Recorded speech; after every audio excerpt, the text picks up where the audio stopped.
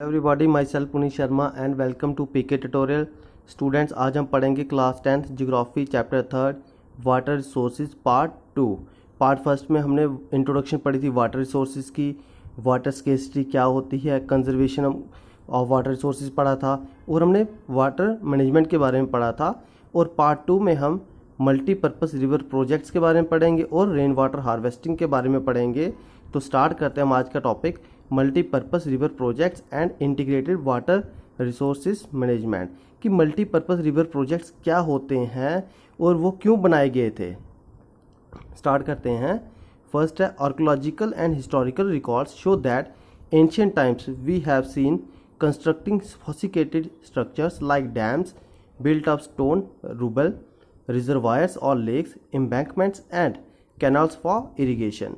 अगर हम हिस्टोरिकल की बात करते हैं, आर्कोलॉजिकल की बात करते हैं, जो आर्कोलॉजिकल से हमको रिकॉर्ड्स मिलते हैं, पुराने हिस्टोरियंस के थ्रू हमको रिकॉर्ड्स मिलते हैं, तो हमको पता चलता है कि आज से नहीं हज़ारों साल पहले भी क्या होता था, रेन वाटर हार्वेस्टिंग की जाती थी डैम्स बना के। और डैम्स किसके बनते थे उस टाइम पे? सिंपल पत्थरों को इकट्ठा करके एक बांध सा बना दिया जाता था या छोटे छोटे रिजर्वायर बनाए जाते थे ताकि जो है उस पानी को वो इरिगेशन पर्पज़ के लिए यूज़ कर सके।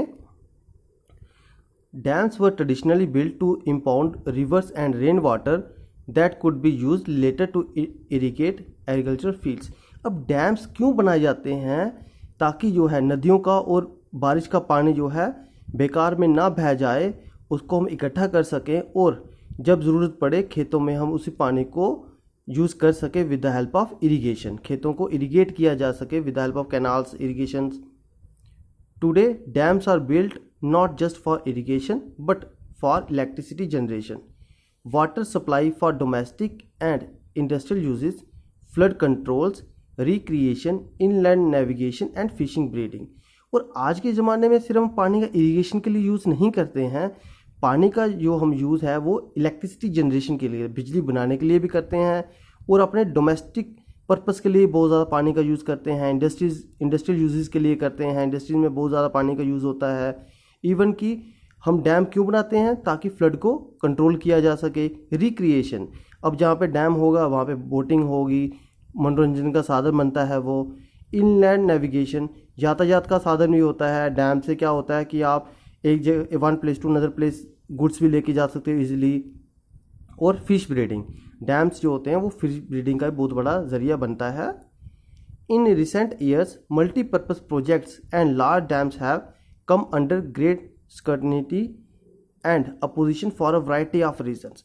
अब क्या है कि रिसेंट ईयर्स में कुछ सालों से क्या हो रहा है, जो मल्टीपर्पज़ प्रोजेक्ट्स जो थे, लार्ज डैम जो थे, उनको थोड़ा सा जो है ज़्यादा ध्यान दिया जा रहा है। ये नहीं है कि हाँ भाई वो डिस्ट्रॉय हो सकते, नहीं, ताकि जो है हम उनको अच्छे से देखभाल कर सकें, डिस्ट्रॉय होने से बचा सकें। The reservoirs that are created on the flood plains also submerge the existing vegetation and soil leading to its decomposition over a period of time.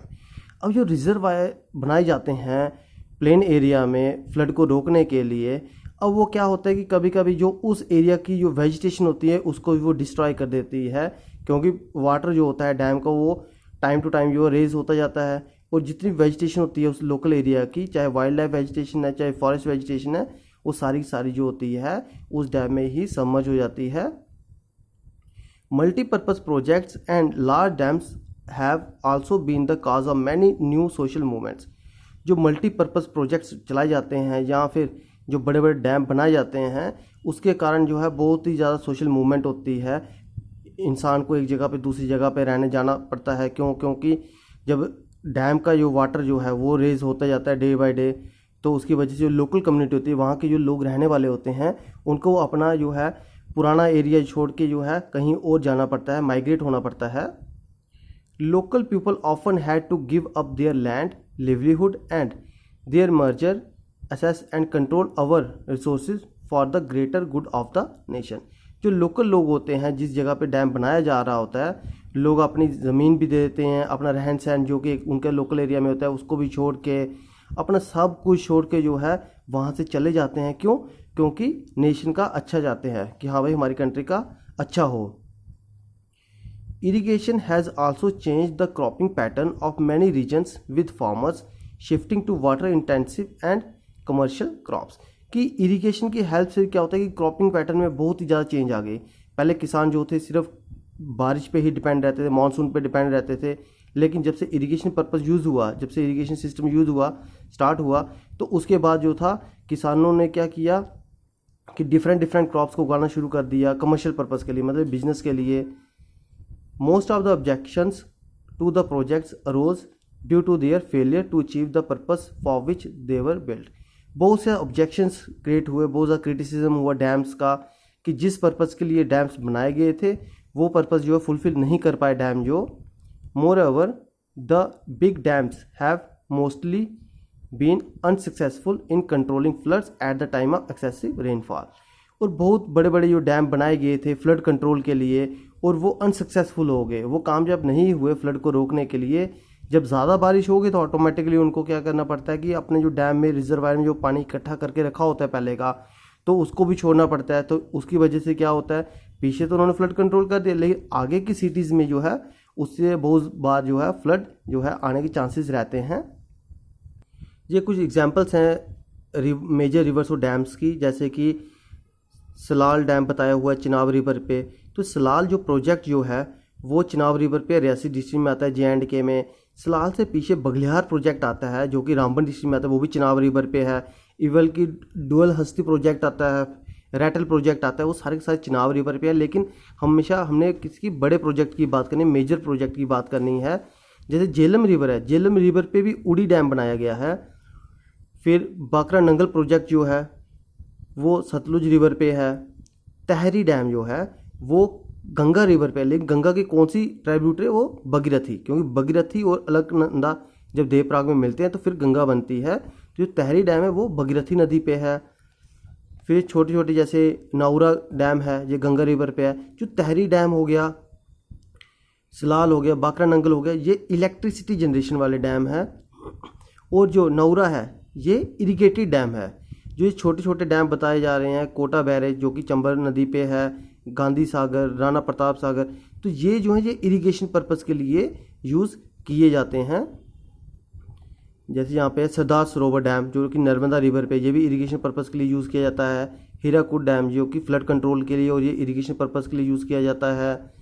फिर उसके बाद है प्रावरा डैम जो है ये गोदावरी नदी पे, ये भी इरिगेशन पर्पस के लिए यूज़ किए जाते हैं। मैक्सिमम जो डैम है हमारे कंट्री में वो इरिगेशन पर्पस के लिए यूज़ होते हैं, और बहुत कम है जो कि इलेक्ट्रिसिटी जनरेशन के लिए यूज़ होते हैं। क्योंकि इलेक्ट्रिसिटी जनरेशन के लिए वही डैम यूज़ हो सकता है जिसकी जो हाइट जो है वो ज़्यादा रहती है और जिस पे जो है 12 मंथ्स जो है वाटर का फ्लो रहता है। और जो बाकी जो हैं वो सिर्फ फ्लड कंट्रोल को रोकने के लिए होते हैं। जैसे कृष्णा नदी पे है, कोयना डैम है, नागार्जुना सागर डैम है, और तुंगभद्रा डैम जो है वो तुंगभद्रा रिवर पे ही है। नेक्स्ट टॉपिक है हमारा rain water harvesting.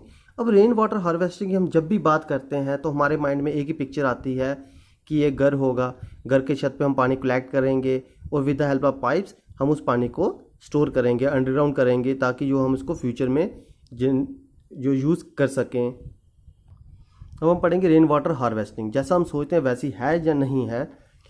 Many thought that given the disadvantages and rising resistance against the multi-purpose projects, water harvesting system was a viable alternative both socio-economic and environmentally।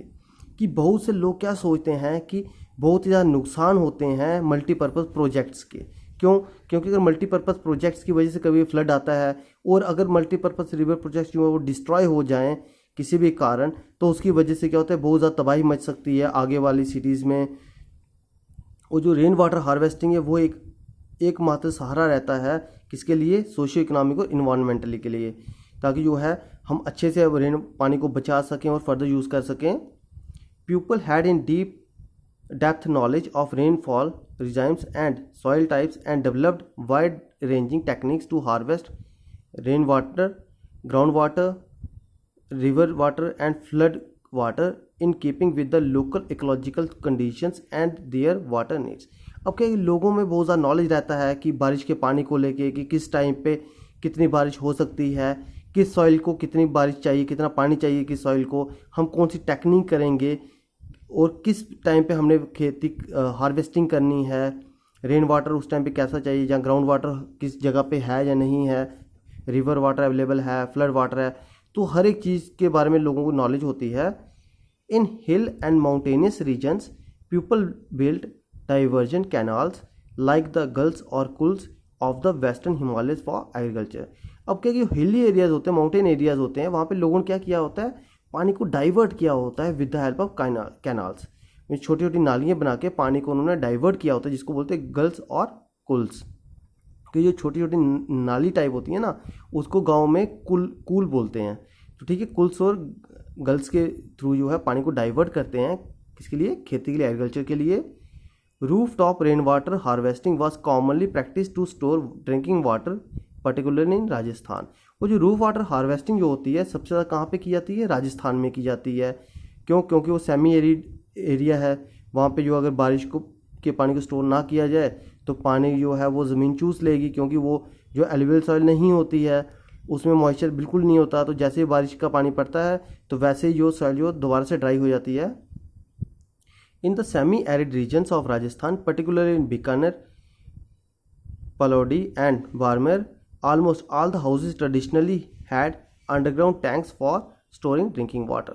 अब राजस्थान का जो सेमी एरिड रीजन है, जैसे बीकानेर है, पलौडी है, बाड़मेर है, तो वहाँ पे ऑलरेडी लोगों ने क्या किया है, अपने घरों के अंदर ही अंडरग्राउंड वाटर टैंक बनाए होते हैं ताकि उस पानी को बचाया जा सके, स्टोर किया जा सके। There were connected to the sloping roofs of the houses through a pipe. अब क्या है कि जो छतों का पानी जो आता है, रेन वाटर जो होता है रूफ के थ्रू आता है, तो उसको एक पाइप के थ्रू जो है टैंक्स तक पहुंचाया जाता है। Rain falling on the roof tops would travel down the pipe and was stored in these underground tanks. वही है कि जो रूफ टॉप पे बारिश हो रही है उसको पाइप के थ्रू ट्रैवल करके अंडरग्राउंड टैंक तक पहुंचाया जाता है और उसको वहाँ पे स्टोर किया जाता है। The rain water can be stored in the tanks till the time the next rainfall, making it an extremely reliable source of drinking water. All other sources are dried up, particularly in the summers। क्या है कि उस बारिश के पानी को tanks में store किया जाता है, तब तक किया जाता है जब तक दूसरी बारिश जो ना हो, और वो एक ऐसा तरीका होता है जिससे कि वो एक ड्रिंकिंग वाटर को स्टोर करके रखते हैं काफ़ी लंबे समय तक। और उस टाइम पे जो भी जितनी नदियाँ होती हैं, बाकी सोर्सेज जितने भी होते हैं वाटर के, वो सारे ड्राई हो चुके होते हैं। रेन वाटर और पुलर पानी as commonly referred to in these parts is considered the purest form of natural water।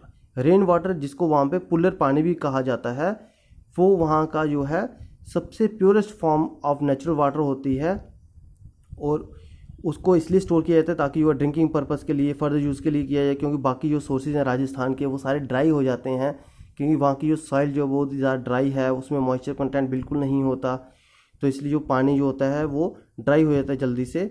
तो रेन वाटर हार्वेस्टिंग की टेक्निक जो है इसलिए वहाँ पे अपनाई जाती है, क्योंकि वहाँ की नदियाँ हैं वो भी मैक्सिमम ड्राई रहती हैं। स्टूडेंट्स, वीडियो पसंद आएगी लाइक और शेयर कीजिएगा और चैनल को सब्सक्राइब करना ना भूलिए। Bye, take care.